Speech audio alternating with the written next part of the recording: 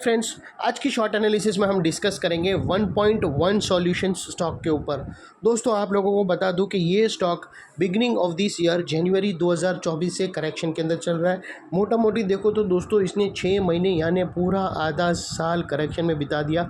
और करेक्शन में भी दोस्तों इसने दोनों तरह का करेक्शन दिया है। इसने टाइम वाइज करेक्शन भी दिया है और प्राइस वाइज करेक्शन भी दिया है। पहले इसने प्राइस वाइज करेक्शन दिया है जहाँ पर स्टॉक बहुत बुरी तरह से डाउन साइड करेक्ट हुआ, और अल्टीमेटली एंड में इसने टाइम वाइज करेक्शन किया है जहाँ पर स्टॉक साइडवे गया, एक बेस बनाया, एक बॉटम बनाया और अल्टीमेटली उसको ब्रेकआउट किया है। और फिलहाल अभी आप स्टॉक को देखो तो दोस्तों मल्टीपल पॉजिटिव फैक्टर्स एक साथ ब्रेकआउट हुए हैं। ये स्टॉक के अंदर दोस्तों एक डाउनवर्ड स्लोपिंग पैरेलल चैनल थी जो एक स्ट्रॉन्ग रेजिस्टेंस का काम कर रही थी।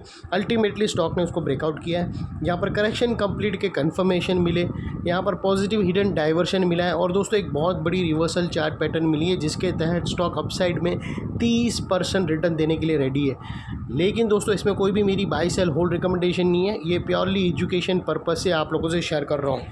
फ्रेंड्स, आप लोग देख सकते हो कि ये वो टॉप एरिया था जहाँ से करेक्शन का आगाज़ हुआ था और यहाँ से एक डाउनवर्ड स्लोपिंग पैरेलल चैनल बनी। स्टॉक जब तक ये डाउनवर्ड स्लोपिंग पैरेलल चैनल में था इसके अंदर back to back lower lows hit होते गए।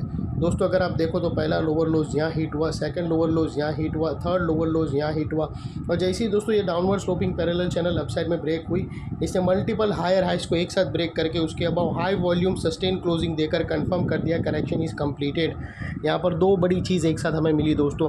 पहला तो इसने पैरेलल चैनल को ब्रेक किया जिसके वजह से स्टॉक के अंदर जो कंटिन्यू गिरावट थी वो अल्टीमेटली स्टॉप हो गई।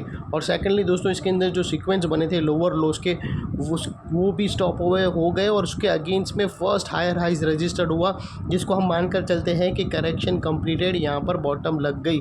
जब भी दोस्तों कंटिन्यू लोअर लोज के बाद फर्स्ट हायर हाइज रजिस्टर्ड होता है तो हम मानकर चलते हैं कि स्टॉक के अंदर बॉटम हिट आउट हो गया और यहाँ से दोस्तों ट्रेंडिंग मार्केट में एंटर हो चुका जब तक कोई नया लोअर लोज हिट ना हो जावे। और दोस्तों देख लेते हैं डाइवर्शन का पार्ट। अगर मैं आप लोगों को MACD डालकर दिखाऊँ तो दोस्तों यहाँ पर clear cut positive hidden diversion हमें मिलता है। फ्रेंड्स, अगर आप प्राइस एक्शन के लोअर लोज के सीक्वेंस देखो ना तो दोस्तों यहाँ पर आपको सिमिलर स्विंग दिखेंगे जैसे स्टॉक ने एक ही जगह पर हिट करके बॉटम आउट हुआ हो। और वही अगर आप ऑसिलेशन MACD के ऑसिलेशन देखो तो वो डाउन साइड में टिल्ट हुए फ्रेंड्स, और यहाँ से ब्रेकआउट होकर पॉजिटिव हिडन डाइवर्शन ने ब्रेकआउट कर दिया अपसाइड में जो एक मोमेंटम पंप करेगा फ्रेंड्स। और सेकेंडली दोस्तों देख लेते हैं रिवर्सल चार्ट पैटर्न।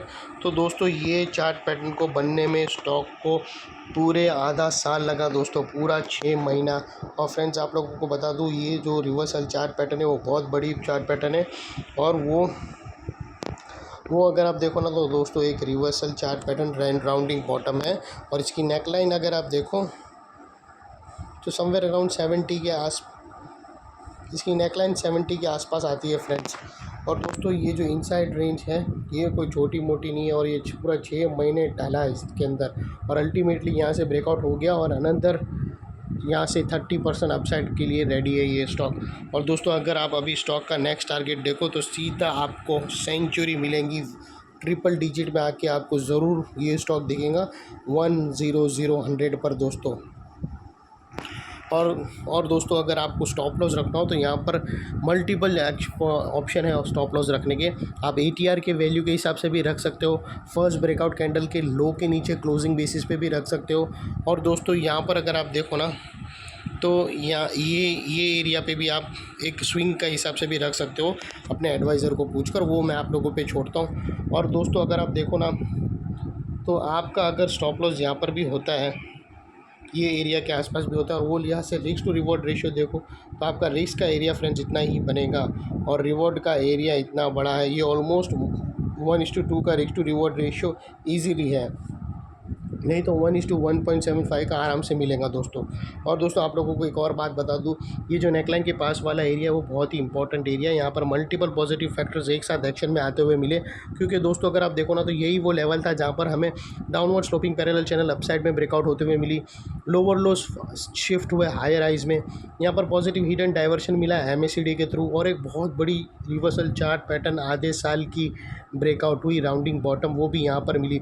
तो दोस्तों इनकेस अगर स्टॉक अपसाइड साइड जाकर अगर रेजिस्टेंस फेस करके वापस नेकलाइन के पास आता है तो दोस्तों ये एरिया सामने आके एक स्ट्रॉन्ग सपोर्ट का काम करेगा और स्टॉक को अपसाइड में पुश करेगा।